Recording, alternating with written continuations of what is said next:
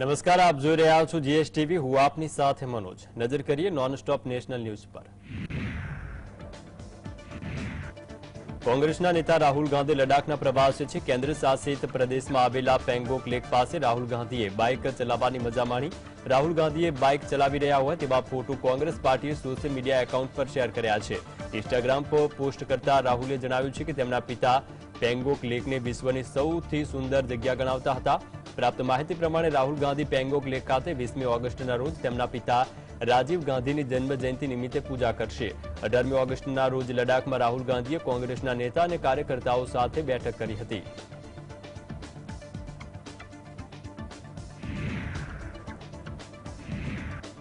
G20 digital અર્થવ્યવસ્થા મંત્રીઓની બેઠકમાં વિડીયો કોન્ફરન્સિંગ મારફતે સંબોધન દરમિયાન વડાપ્રધાન મોદીએ જણાવ્યું કે દેશમાં 850 મિલિયન યુઝર્સ ખૂબ જ સસ્તા દરે ઇન્ટરનેટ સેવાનો ઉપયોગ કરે છે. અમે ગવર્નન્સને પારદર્શક બનાવવા માટે ટેકનોલોજીનો ઉપયોગ કર્યા છે. આધાર કાર્ડ સિસ્ટમ હેઠળ 130 કરોડ ભારતીયોની નોંધણી કરવામાં આવી છે. દર મહિને દેશમાં યુપીઆઈ થકી લગભગ 10 બિલિયન નાણાકીય વ્યવહારો કરવામાં આવ્યા છે. ભારતે કોરોના મહામારીના સમયગાળા દરમિયાન રસીકરણ પ્રક્રિયાને પારદર્શક બનાવવા માટે કોવિન પોર્ટલનો ઉપયોગ કર્યો.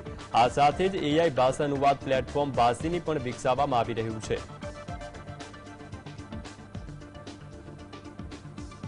Today, India has over 850 million internet users enjoying some of the cheapest data costs in the world.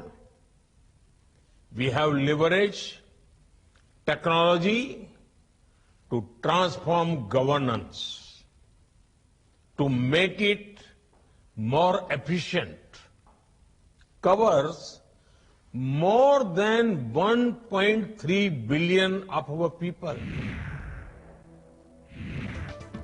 કોંગ્રેસના નેતા રાશિદ અલ્વીએ જણાવ્યું છે કે રાહુલ ગાંધી અમેઠીથી ચૂંટણી લડશે. આ વહેતી થવાના લગભગ 24 કલાકથી વધુ સમય થઈ ગયો છે. તેમ છતાં કેન્દ્રીય મંત્રી સ્મૃતિ ઈરાની તરફથી આ મુદ્દે કોઈ પ્રતિક્રિયા આપવામાં આવી નથી. જો આગામી લોકસભા ચૂંટણીમાં રાહુલ ગાંધી અમેઠીથી ચૂંટણી લડશે તો સ્મૃતિ ઈરાનીની ડિપોઝિટ પણ જપ્ત થશે.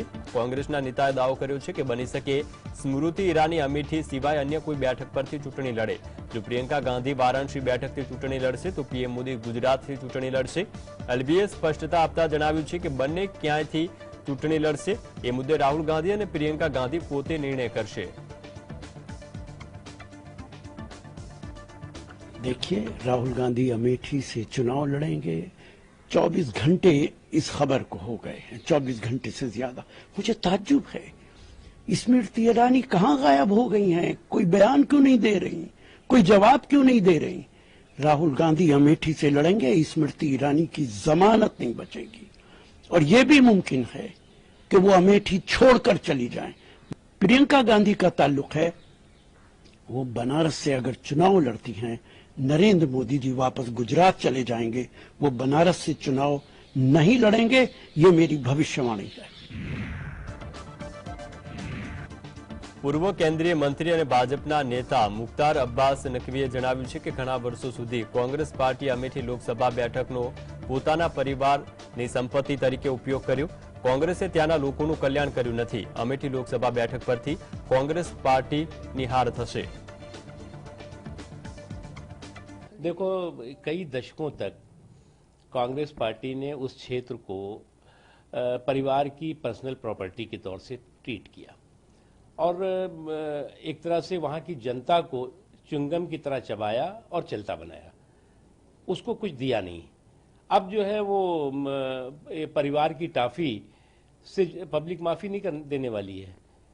तो अगर उनको लगता है कि परिवार की टाफी दिखा करके और पब्लिक से माफी ले लेंगे तो उन्हें हिसाब देना होगा कि कितने दशकों तक उस क्षेत्र के लोगों को अपनी पर्सनल प्रॉपर्टी की तरह ट्रीट किया. પશ્ચિમ બંગાળના સિલિગુડીમાં તૃણમૂલ કોંગ્રેસના મહિલા કાર્યકર્તાઓએ મણિપુરમાં મહિલાઓ પર થયેલા અત્યાચારના વિરોધમાં પારંપરિક મણિપુરી વિસ્તરો પહેરીને વિરોધ નોંધાવ્યો. આ વિશે વાત કરતા ટીએમસી નેતા ચંદ્રિમા ભટ્ટાચાર્યે જણાવ્યું છે કે અમે મણિપુરની મહિલાઓ સાથે છીએ અને આ પ્રકારનો ડ્રેસ પહેર્યો છે. અમારી માંગ છે કે મહિલાઓ પર થતા અત્યાચારને અટકાવવા માટે પીએમ મોદી તાત્કાલિક પગલાં લે. અમે આ મુદ્દા પર રાજનીતિ કરી રહ્યા નથી, પરંતુ આ મહિલાઓ પર હુમલાનો મામલો છે.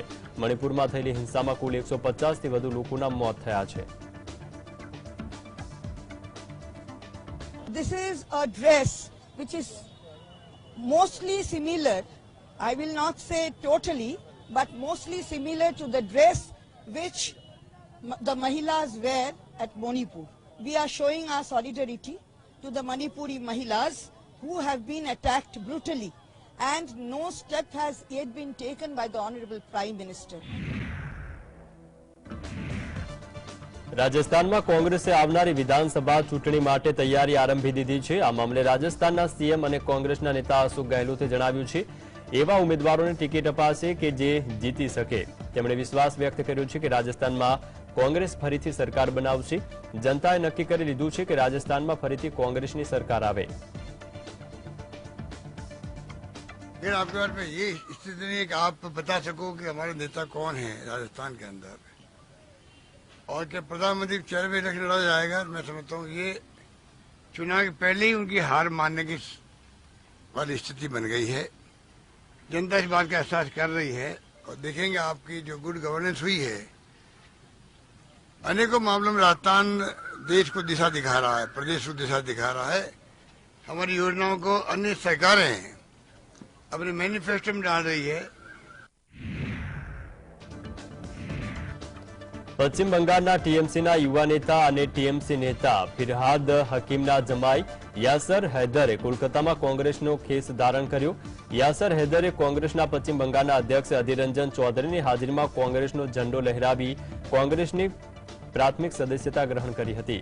આ સમયે કોંગ્રેસના તમામ પદાધિકારીઓ હાજર રહ્યા અને કોંગ્રેસ જિંદાબાદના નારા લગાવ્યા હતા.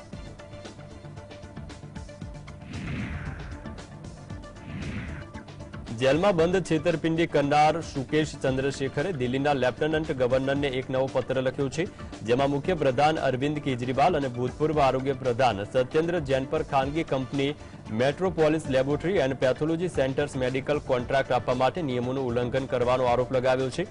તેમણે આરોપ લગાવ્યો છે કે ગોવાની ચૂંટણી માટે ખાનગી કંપનીએ આમ આદમી પાર્ટીને 13 કરોડ રૂપિયા આપ્યા હતા.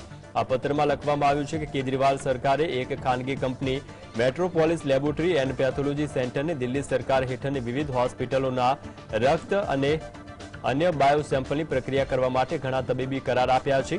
તેમજ ચંદ્રશેખરે વધુમાં આક્ષેપ કર્યો છે કે ફેસ ટાઈમ ચેટમાંની એકમાં જૈન અને કેજરીવાલે ઉલ્લેખ કર્યો હતો મેટ્રોપોલિસના ડિરેક્ટર નજીકના મિત્રો છે અને તે ફંડિંગ કરી રહ્યો છે, કારણ કે તેણે કંપનીને મદદ કરી છે અને તે રકમ મુંબઈથી એકઠી કરવાની છે.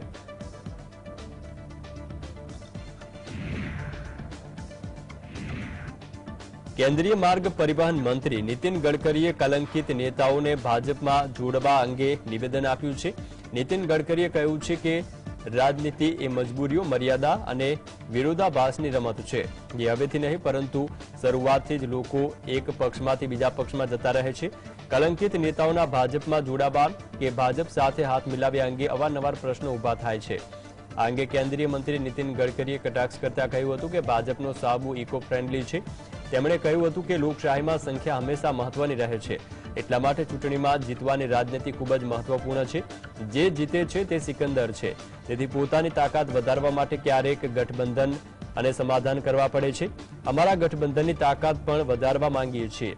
આ બધું ચાલે છે. કેન્દ્રીય મંત્રીએ દ્વારકા એક્સપ્રેસ અંગે કહ્યું હતું કે દ્વારકા એક્સપ્રેસ કુલ 29 કિલોમીટરનો છે અને તેમાં કુલ 8 લેન છે.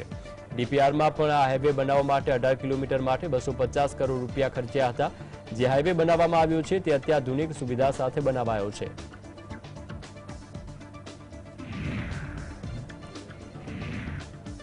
છત્તીસગઢમાં વિધાનસભા ચૂંટણી 2023 પહેલા આમ આદમી પાર્ટીના વડા અરવિંદ કેજરીવાલ અને પંજાબના મુખ્યમંત્રી ભગવંત માન છત્તીસગઢના પ્રવાસે હતા.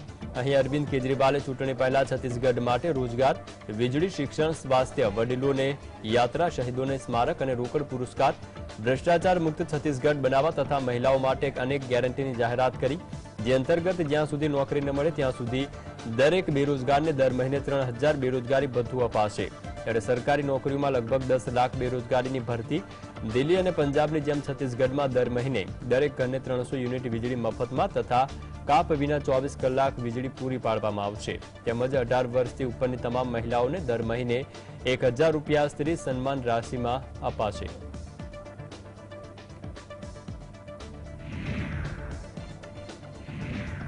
મહારાષ્ટ્રમાં એનસીપી અધ્યક્ષ શરદ પવાર અને તેમના ભત્રીજા અજીત પવાર વચ્ચેની બેઠક ફરી એકવાર ચર્ચામાં આવી છે.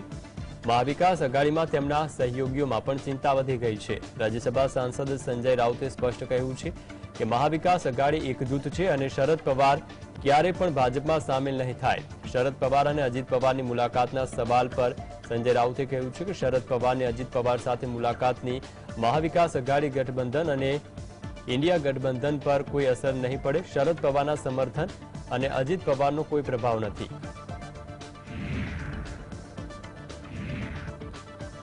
પર્સનલ લોન સહિતની તમામ બેંક લોનનો હપ્તો ચૂકી જનારાઓ પાસેથી પેનલ ઇન્ટરેસ્ટ તરીકે દંડાત્મક વ્યાજ ન વસૂલવા રિઝર્વ બેંક ઓફ ઇન્ડિયાએ જાહેર ક્ષેત્રની ખાનગી અને સહકારી બેંકો અને નોન બેન્કિંગ ફાઇનાન્શિયલ કંપનીઓને સૂચના આપી છે. બીજી તરફ લોન લેનારાઓ પાસેથી પેનલ્ટી લેવી તો પણ તે વ્યાજબી પ્રમાણમાં લેવી તેવી સૂચના અપાઈ છે. રિઝર્વ બેંકની મોનેટરી પોલિસી કમિટીના વ્યાજના દરમાં ફેરફાર કરે તે પછી નવા હપ્તાની રકમ જમા કરાવવા માટે લોન લેનાર જેટલો વિલંબ કરે તેના પર બેંકો મન ફાવે તે રીતે દંડ વસૂલે છે. આ દંડ વસૂલવામાં વાજબીપણું રાખવાની સૂચના અપાઈ છે. લોન લેનારાઓ નિયમિત હપ્તા ભરતા રહે તેટલો પૂરતો જ વ્યાજબી દંડ કરવા જણાવ્યું છે. 1 જાન્યુઆરી 2024થી નવી વ્યવસ્થા લાગુ કરી દેવાની સૂચના છે.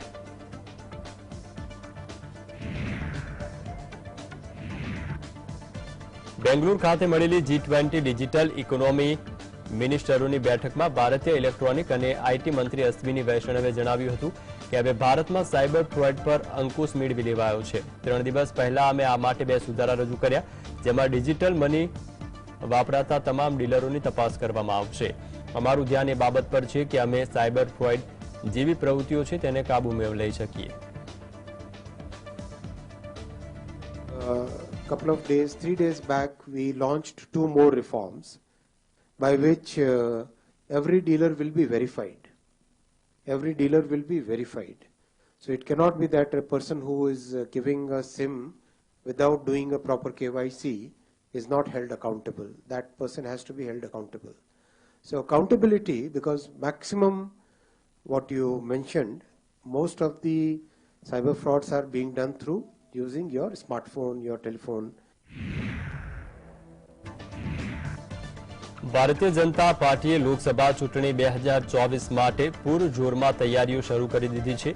આ અંતર્ગત આગામી વર્ષે યોજાનારી ચૂંટણી પહેલા ભાજપે દિલ્હીના તમામ 7 લોકસભા બેઠકો પર પ્રભારીઓના નામની જાહેરાત કરી છે. મળતી માહિતી મુજબ ભાજપે પ્રદેશ ઉપાધ્યક્ષ દિનેશ પ્રતાપસિંહને નવી દિલ્હી લોકસભા પ્રભારી બનાવ્યા છે. જનરલ સેક્રેટરી હર્ષ મનોત્રાને પૂર્વ દિલ્હી લોકસભાની જવાબદારી સોંપવામાં આવી છે. આ સિવાય યોગેન્દ્ર ચંદુલિયાને ઉત્તર પશ્ચિમ લોકસભા, કમલજીત સહેરાવતને ઉત્તર પૂર્વ લોકસભા સીટ, રાજેશ ભાટિયાને ચાંદની ચોક, રાજીવ બબ્બરને દક્ષિણ દિલ્હી અને જયપ્રકાશને પશ્ચિમ દિલ્હીના પ્રભારી બનાવવામાં આવ્યા છે. ભાજપે જે નેતાઓને લોકસભાની ચૂંટણીની પ્રભારી તરીકે જવાબદારી સોંપી છે તેઓ સંગઠનને વિસ્તારવાનો અને સંગઠનને મજબૂત કરવાનો લાંબો અનુભવ ધરાવે છે. ગત લોકસભા ચૂંટણીમાં ભાજપે તમામ 7 બેઠકો જીતી હતી.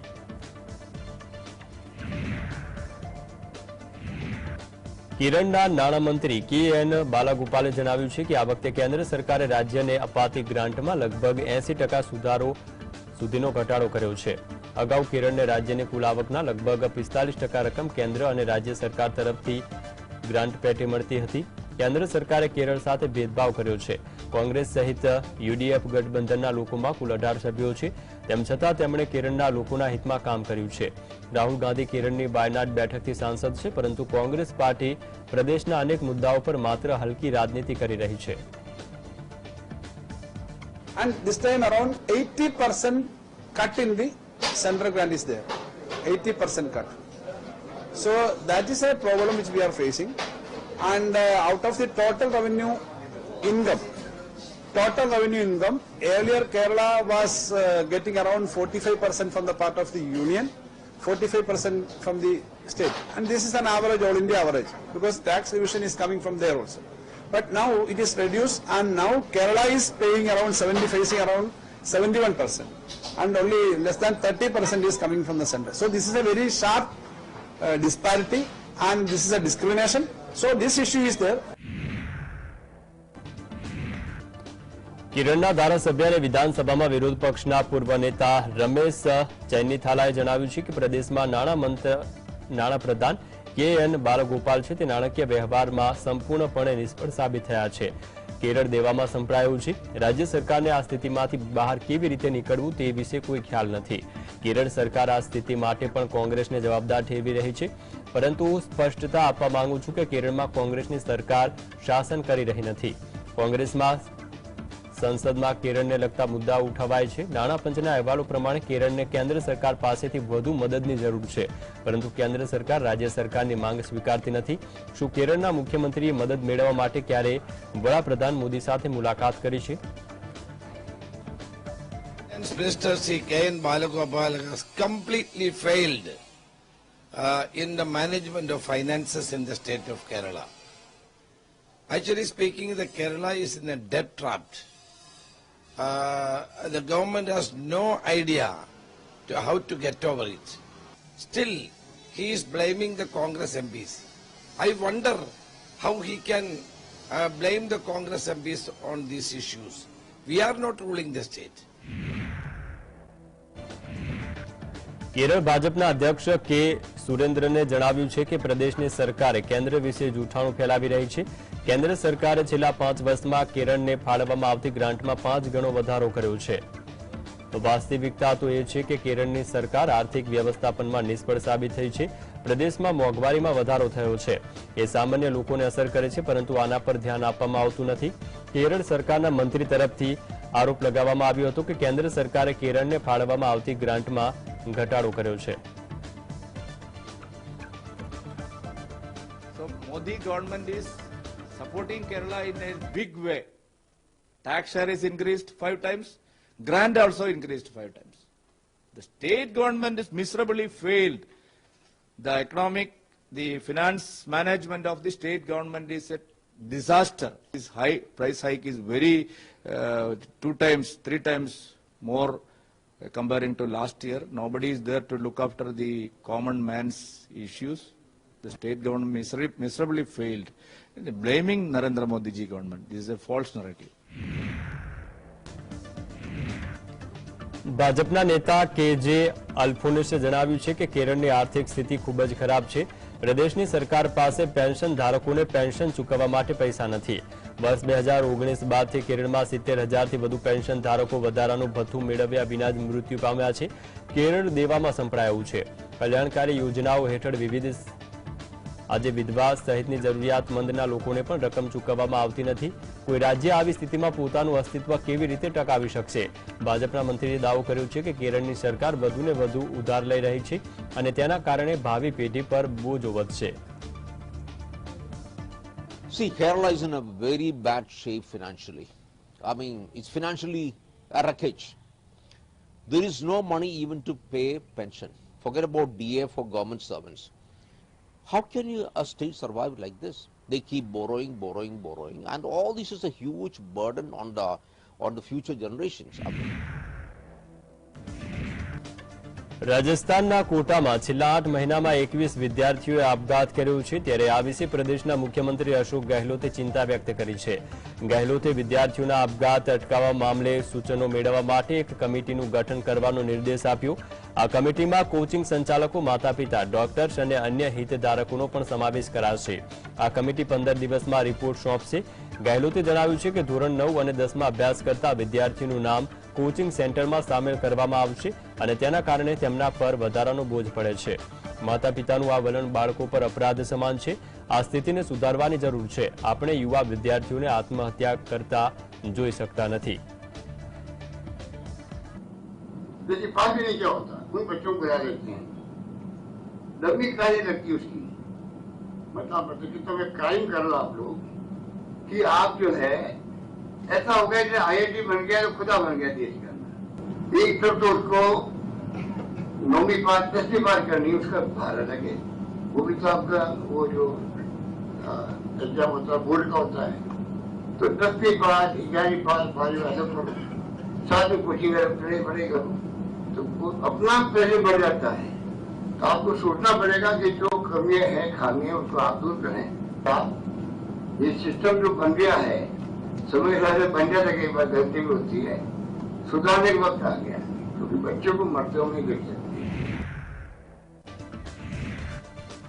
ઉદ્ધવ ઠાકરે સમૂહની શિવસેનાના નેતા પ્રિયંકા ચતુર્વેદીએ જણાવ્યું છે કે વિપક્ષ ઇન્ડિયા ગઠબંધન ફ્રન્ટ ફૂટ પર છે। વડાપ્રધાન મોદી સંસદથી લઈને લાલ કિલ્લા સુધી વિપક્ષ ઇન્ડિયા ગઠબંધન વિશે વાત કરી રહ્યા છે। તેનાથી સ્પષ્ટ થાય છે કે તેઓ ગઠબંધનથી ખૂબ જ અસ્વસ્થતા અનુભવી રહ્યા છે। વાસ્તવિકતા એ છે કે 26 રાજકીય પક્ષો એક સાથે આવ્યા છે। તમામ પક્ષોના પોતાના સાંસદ વોટ શેર છે અને હવે તે એકજૂટ થઈને ચૂંટણી લડવાના છે। ઇન્ડિયા ગઠબંધન નક્કી કરશે કે કોણ કઈ બેઠકથી ચૂંટણી લડશે। પ્રિયંકા ચતુર્વેદીએ દાવો કર્યો છે કે જો પ્રિયંકા ગાંધીને વારાણસી બેઠકથી ચૂંટણી લડશે તો તેમની જીત થશે।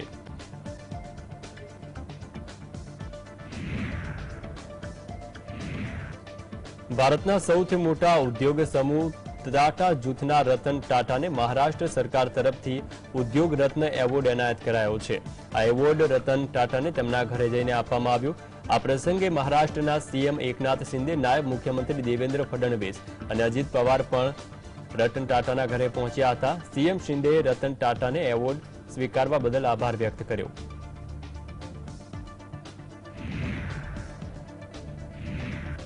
દેશમાં જનધન ખાતાની કુલ સંખ્યા 50 કરોડને પાર પહોંચી છે। તેમાંથી 56% ખાતા મહિલાઓના છે। નાણાં મંત્રાલયે આ માહિતી આપી છે કે જનધનમાં લગભગ 67,000 ખાતા ગામડાઓ અને નાના શહેરોમાં ખોલાયા છે। એમ તેમણે એક નિવેદનમાં જણાવ્યું છે કે આ ખાતાઓમાં કુલ થાપણો 2.3 લાખ કરોડથી વધુ છે, જ્યારે આ ખાતાઓમાંથી લગભગ 34 કરોડ કાર્ડ મફત આપવામાં આવ્યા છે। તેમાં કહેવામાં આવ્યું છે કે પ્રધાનમંત્રી જનધન યોજના ખાતાઓમાં સરેરાશ બેલેન્સ 4,076 રૂપિયા છે અને તેમાંથી 5.5 કરોડથી વધુ લોકો ડાયરેક્ટ બેનિફિટ ટ્રાન્સફર મેળવી રહ્યા છે। નાણાકીય સમાવેશ પર રાષ્ટ્રીય મિશન એટલે કે પ્રધાનમંત્રી જનધન યોજના 28 ઓગસ્ટ 2014ના રોજ શરૂ કરવામાં આવી હતી। તે દેશના નાણાકીય પરિદૃશ્યને બદલવામાં સફળ રહી છે। પીએમજેડીવાય ખાતા ધારકો છે તેમને અનેક લાભો આપે છે। ખાતામાં મિનિમમ બેલેન્સ રાખવાની જરૂર નથી। આ સિવાય ફ્રી રૂપે ડેબિટ કાર્ડ, 2 લાખ રૂપિયાનો અકસ્માત વીમો અને 10,000 રૂપિયા સુધીની ઓવરડ્રાફ્ટ સુવિધાનો સમાવેશ થાય છે।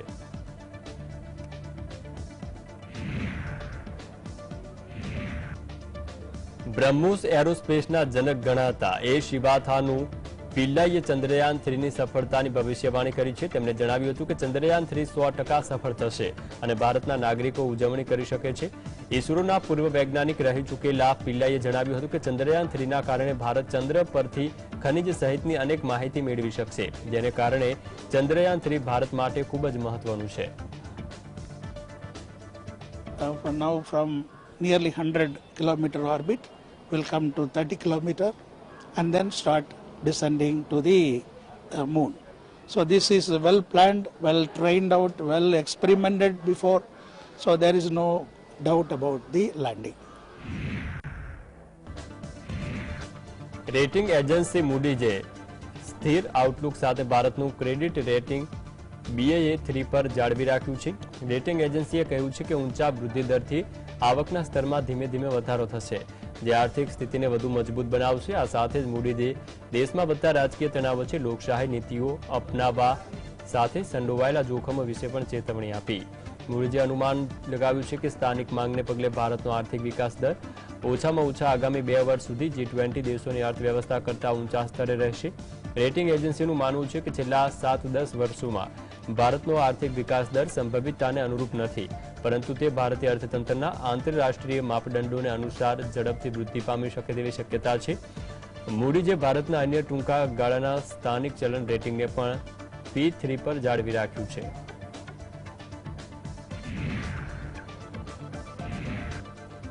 उत्तर प्रदेशना मुख्यमंत्री योगी आदित्यनाथ अयोध्यानी मुलाकाते गया था। आ दरमियान योगी आदित्यनाथे अयोध्याना एलिपेड रामकथा पार्क पहुंच्या, जे बाद सीएम योगी आदित्यनाथे साकेत निवासी महंत श्री रामचंद्र परम हंसदासजी महाराजनी समाधि पर श्रद्धांजलि और पुष्पांजलि कार्यक्रम में भाग लीधो। सूत्रों पासेथी मळती माहिती अनुसार योगी आदित्यनाथे श्री राम जन्मभूमि संकुल में दर्शन पूजा और मंदिरना निर्माणना कामनी समीक्षा करी। जिला मेजिस्ट्रेटे जणाव्युं हतुं के मुख्यमंत्रीना आगमनने ध्यानमां राखीने पूरती सुरक्षा व्यवस्था कराई हती।